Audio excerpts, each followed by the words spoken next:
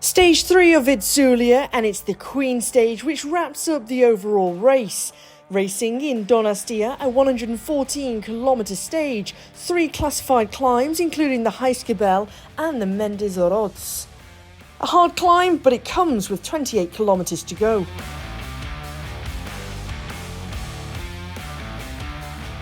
The rain started to fall on the riders, and 12 had an advantage, 2 minute 26 to the peloton with 52 kilometres remaining. 2 riders from Lidl Trek, Hansen and Spratt, also Vash, Chiabocco, Skalniak, Soika, Linné, Zigard, Asensio, Steels, Gieman and Noskova made up the 12 riders in the break. Within the breakaway, the 12 riders were no threat in the general classification, and they were able to maintain just under 2 minutes of an advantage. Coming back from injury, an informed Claire Steels of Movistar decided to attack with 42.9 kilometres remaining. The British rider into a good rhythm, and behind the gap started to come down as she crossed the line. The breakaway came back together. Their advantage was only 48 seconds. The final climb of the day was approaching the Mendes Oroz, a 3.4 kilometre climb averaging 8.4%, but with leg breaking gradients of 14.2% along the way. The breakaway was caught, and then a select group of riders went clear, including the Dutch champion Demi Vollering. Labous tried to follow for Team DSM Firmenich, but Demi Vollering went over the top of the Queen of the Mountain, taking the points, and she went solo. Vollering continued to open up her lead, but the chase was on behind by 5 riders, including Vollering's teammate Misha Bredewald, who was leading the general classification. In the virtual standings, Labous was second, whilst Reusser was sitting in third. A technical fast descent, but the chase was on behind. Labous, Reusser, Music, Wiley, Royakers, Fisher Black, Holmgren, De Jong and Spratt, whilst a little further back was Bredewald, who was leading the general classification. The 2-time stage winner was sitting in Group 3.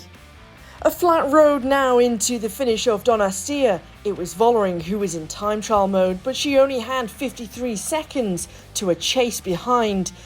The chase was ferocious behind. The group had swelled in numbers. Labous and Wiley were very motivated to try and bring back Vollering, but into the final 1.2 kilometres, it was all but too late because the Dutch champion had such a time gap. She was going to take stage 3. So far, it's been a domination from SD Worx Pro Time. It's 2 wins for Misha Bredewald. Vollering makes it 3 from 3, 9 from 9 of all 3 editions, and Vollering wins the final stage into Donastia.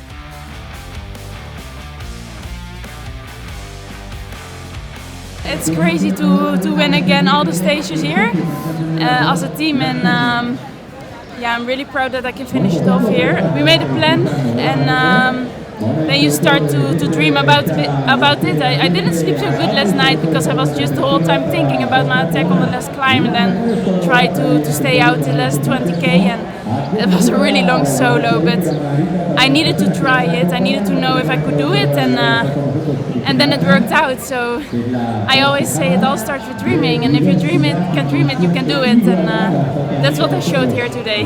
So today was an amazing day. We go through my hometown, Renteria, and it was incredible. There were my family, my friends on the road, and it was so emotional.